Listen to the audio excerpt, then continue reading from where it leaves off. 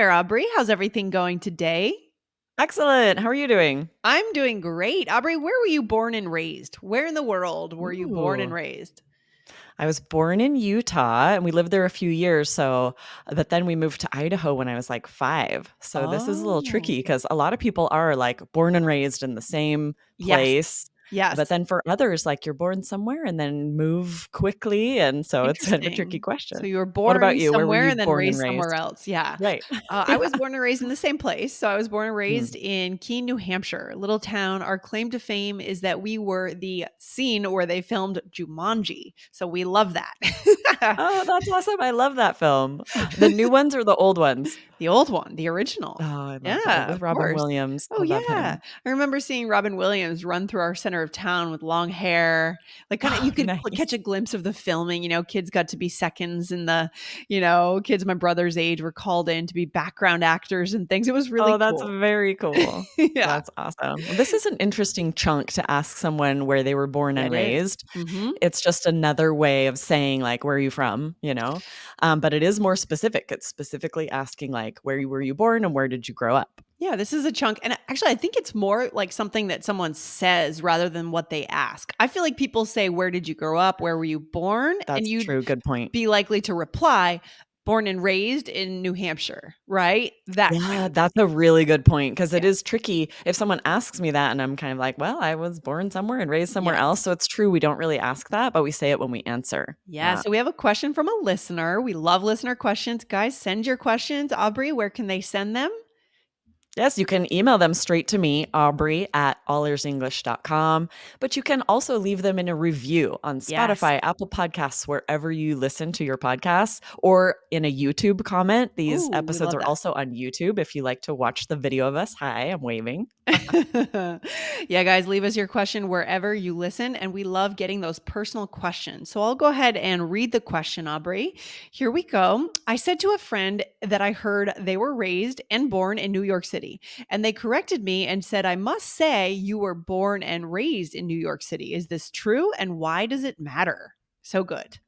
Really good question, right? Idioms and expressions, chunks like these often have to be used word for word, like Hmm. born and raised, right? Their Hmm. friend is correct. It would sound really strange to us to say raised and born because we always use this chunk, born and raised. Born and raised. So this is kind of about mental models. On this show we say a lot about we talk about chunks, learning chunks, using phrases, using idioms. It's also a way of working with a heuristic, which is a pattern, right? It's a mental model for making decision, kind of a rule of thumb that can allow us to go out and say, yes, if I say born, I'm now going to say born and raised, right? I'm going to start with born instead of starting with raised and born or something different from that. So we can start to learn these chunks, these mental models, guys, and we can become fluent faster.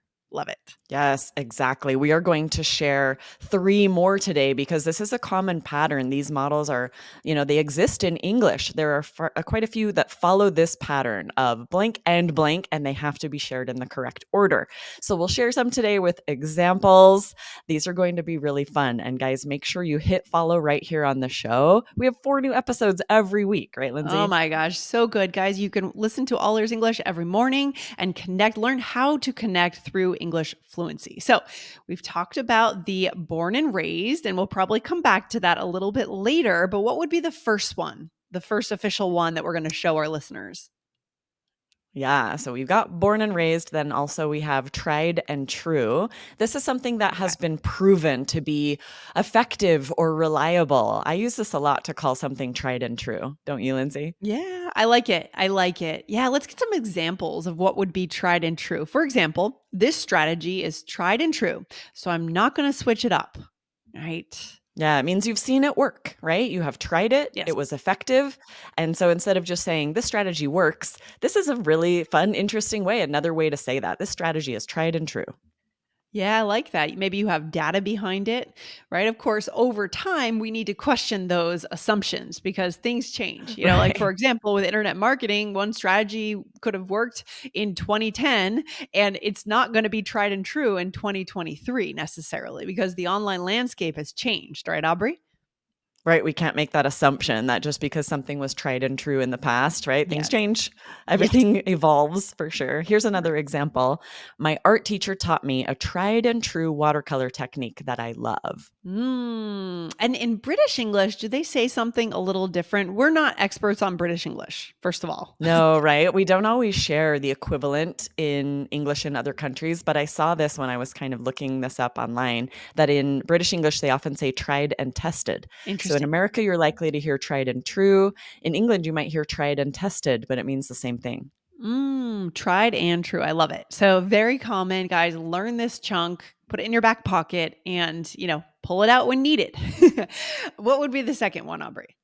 Yeah, the second one is black and blue, which means badly bruised, right? An example might Mhm. be I fell yesterday, now my leg is black and blue. Yeah, I And that feel just might mean you kind of have a big bruise and it might actually be more like yellow and purple, but yeah, this is our expression, this chunk. We say black and blue. right. But we don't say yellow and purple or green, whatever No. color that bruise becomes. Right. Or even blue and black, right? We can't No, flip them. We can't say true and tried. We can't say blue and black. Like you said, there's this pattern. We want to use them in the right order. I love that. Do we ever say I have a black and blue? I don't think we do.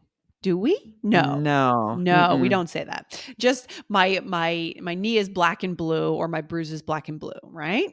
Yes. Mhm, or I'll just say, "I am black and blue." Like, you could I'm say, black and "He blue. was black and blue the day after the car accident." It just means he had a Ooh. lot of bruises. Oh, terrible. Yeah, Sends kind of a shooting pain through my body just thinking about it, honestly. I know. I was in a really bad car accident when I was younger. I rolled my car on the freeway, and I was definitely black and blue after. All ki Oh, luckily, I didn't actually break any bones, but I was really bruised and had a lot of road rash. That's what we say road when you're rash? just, like, cut up. Like, if the glass in a car breaks and cuts you a lot or just That's from yeah, it's like lots of superficial cuts on your skin is road rash. I had a lot of that, and I was black and blue, I but can't I can't luckily, no broken bones. I can't believe you went through that.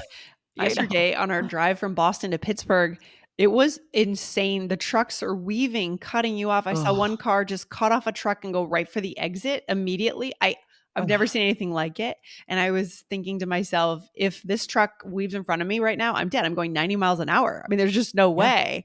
It's just, Oh, I it's don't, so scary. oh my God, that's so scary. It's so I feel scary. like I see that the most often where someone's, like, about to miss an exit, Yeah. so then they just cut off and cut people off to make the exit. I've had a talk with my daughter who's a pretty new driver, was Oh, like, "Always, always just go to the just next missed the exit exit. and Yes. backtrack. It's okay to drive a mile or 2 out of the way. Don't ever cut off cars Oh, or yes. cross a lane illegally," Oh my 'cause gosh. they're trying to No. miss the exit, and they'll cross the solid lines to exit anyway. I'm like, "What are you Yes. thinking? No, That's that's so dangerous." insane. That's insane. Well, especially now because we have Google Maps, which will immediately recalculate something for you very Exactly. easily. Maybe back in the day, right, when we just had maps and if we miss it, we miss it, and then we gotta figure out how to go back. But now you just Right? let it Even then, recalculate just for you. miss it, figure it out. Don't cut people off. Oh, Don't cut off so a truck. dangerous. Oh my gosh, yeah, so bad. So anyways, I'm glad you came out of that and survived Yeah. there, Aubrey. That's Black and good. blue, but I healed. We heal from just being black and blue. Bruises heal. Versus heal. I love it. All right, Aubrey, we have a third for our listeners. What is it? I like this one. Yes, this one is Far and Away, which reminds me of there was an old Tom Cruise, Nicole Kidman film Yes. where they, like, emigrate from Ireland to the United States. Did you ever see that film, Far and Yeah, Away? I did. I I didn't loved see it. the movie, but I know about it. Yeah. Yes. Oh, it's older now, but you should watch it. It's really Okay. good. I recommend it for sure. It's kind of older, so it's one of those I'm like, I wonder if it holds up. I'd have to watch it now and be like, Right, who right. knows? In some of these old movies or stuff, and I'm like, "Ooh, never mind. I wouldn't recommend it now. I don't know." Yeah, for sure. And I almost wonder if that title is like a play on words, far and away.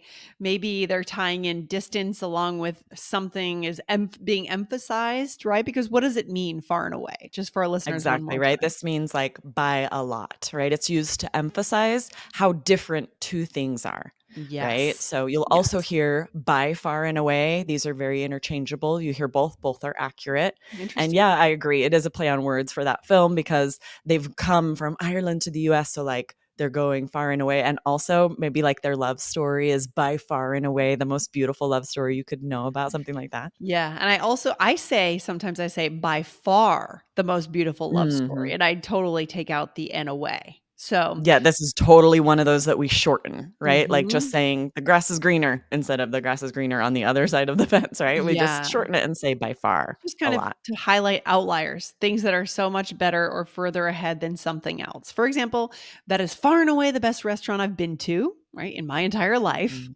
right? Mhm. Or in New York City, the subway is by far and away the best way to get around. Oh, And you're okay. right, we would often for both of these, you could just say by far, Yeah, right? That is by yeah, far the best restaurant I've been to means the same yeah. thing, but you can't say away and far. You can't No, flip them, right? If right. you're gonna say far and away, they have to Mhm. be in that order. Yeah, I know I don't say by far and away, I say by far or far and away. Mm. I don't do the by in front of that, but you Oh, do, Aubrey? interesting. That's I do, interesting. yeah, I hear both, I say Huh, both. okay. When I always whenever I prepare these episodes, I'll always do a quick Google search too, Yes, because it's interesting to see what people say in forums and it the is. examples that are out there, and I feel like equally I saw both, by Interesting. far and away, and in all of the, like, dictionaries when it shares the expression, it had both every time. Oh, like it. Good to know, Interesting. good to know. Alright, well, then let's show our listeners all of these in a role play. Shall we do that? Yeah, you and I are chatting over lunch in this role play. I'll start us. Okay. I dropped something on my foot yesterday, and now it's black and blue. Oh, no, sorry to hear it. It's okay. I'm far and away the clumsiest person I know. Well, did you ice it? That's definitely a tried and true way to reduce swelling. Yes, that helped a lot. Yes, but sometimes when you get a pain or you drop something or stub your toe, you don't wanna hear that. Ice it, It's elevate so it. You true. just don't Did you wanna hear ice that. it? I Did know. you rice it? It's true. Rest This is ice? kind of a funny conversation. If I really had hurt my foot, it was black and blue, and you're like, "Did you ice it?" I'd be like, "Thanks, Lindsay. Thanks for the tip. My Yeah, foot thank hurts." you. Right, I know, sometimes it's just annoying. You just wanna be able to have your foot hurt for a while and Right? I can Right. see where you're like, "I don't think this is how would react." I think I would just be like, "I'm so sorry. That's the worst." And that's it. I Yes, wouldn't yeah. give advice or ask if you iced your foot. Yeah, you need to let people be You could heard tell I was just sometimes. trying to find a way to squeeze in tried and true as Right. well. Right. So let's go back and see what we used here. You used black and blue. So you said, "I dropped something on my foot yesterday and now it's black and blue." Okay. Yeah, it means it's got bruises. You can see the bruises on my foot. I probably am, like, wearing sandals and I'm self-conscious about it, so I'm like, Yeah. "FYI, this is why my foot is black and blue." Yeah. Oh my gosh. And then I said, "Oh no, sorry to hear it." I guess that's my empathy, before I went Yes. into the solution for you. Before you ask if I iced it, at least you did share some empathy, Lindsay. A little bit. And then I said, "I'm far and away the clumsiest person I know." And so, Lindsay, it sounds like you would be more likely to say, "I'm by far the clumsiest I person would. I know." Yeah, and Yeah. that sounds very natural to me too. Mhm. I hear all of these. Yeah, so there's different kind of ways you can combine this, but it's really important. The key takeaway is you can't say away and far. I'm Right, you away and can't flip far. the order on No. any of these, learn them as a chunk. Yes, learn them as a chunk. I love it. And then I said, "Did you ice it?" That's definitely a tried and true way to reduce swelling. Love it. All right. That's Yeah, the and you annoying can't part. say true and tried, right? Tried and true, which means it's been proven to work. Proven to work. What's the takeaway for our listeners today? I love these very clean, simple chunks that we can just kind of memorize, guys, and drop them Yes. into conversation, right? Yeah, when it comes to learning idioms and expressions, this is one of the most common mistakes made by language learners is to not use them word for word, to change a word out or switch them up and suddenly the meaning is lost entirely because they have to be used as a chunk. So yeah, you're right. These add interest to your conversation to use this idiomatic language, these interesting chunks. Yes. So yeah, definitely use them. Yeah, use them. And when you're speaking with a native speaker, it's going to be a cool experience for them to hear you use them. They're going to know Yeah. exactly what you're saying. They might smile a little bit because it will make them feel more at home, right? You'll feel that connection. And that's what we're always after here at All Ears English. So, guys, hit that follow button on All Ears English if you love our value, our style of connection, not perfection. Good stuff, Aubrey. Yeah, awesome. All Thanks, right. Lindsay. This was really fun. You have a good day. I'll talk to you very soon. You too. Bye-bye. Bye.